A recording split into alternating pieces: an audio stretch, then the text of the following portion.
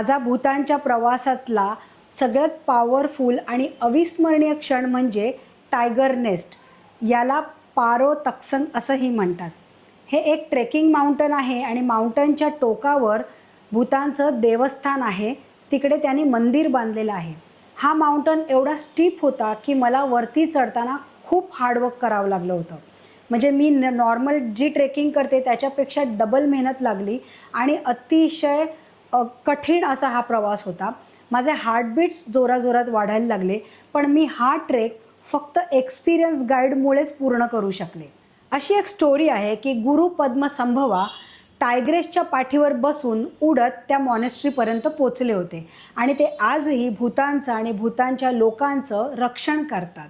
म्हणूनच भूतानमधली tiger नेस्टची monastery ही सर्वात पावन मॉनेस्ट्री मानली जाते. वरती मॉनेस्ट्रीवर पोचल्यावर मी देवाचं दर्शन घेतलं आणि तिकडचं वैशिष्ट्य म्हणजे तिकडे ऑफरिंगमध्ये पैसे किंवा दक्षिणा नाही देत. तिकडे ऑफरिंगमध्ये आपल्याला आवडणारा एखादा पदार्थ दिला जातो. तिकडचे मॉन्क हे मंत्र जपत होते, म्हणजे चॅन्टिंग करत होते आणि तिकडे बोलायला अजिबात अलाउड नाही. तुम्हाला आवडणाऱ्या देवाचं तिकडे तुम्ही जप करू शकता. वरती गेल्यावर जे मी अनुभवलं ते शब्दात सांगणं शक्यच नाही.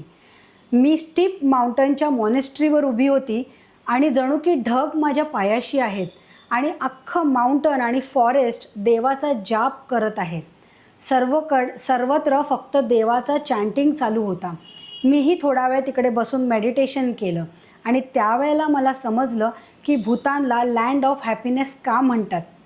तुम्हालासुद्धा भूतानसारख्या शांत कंट्रीत आणि लँड ऑफ हॅपीनेसला व्हिजिट करायला आवडेल का? तुम्ही मला मेसेज करून नक्की सांगा.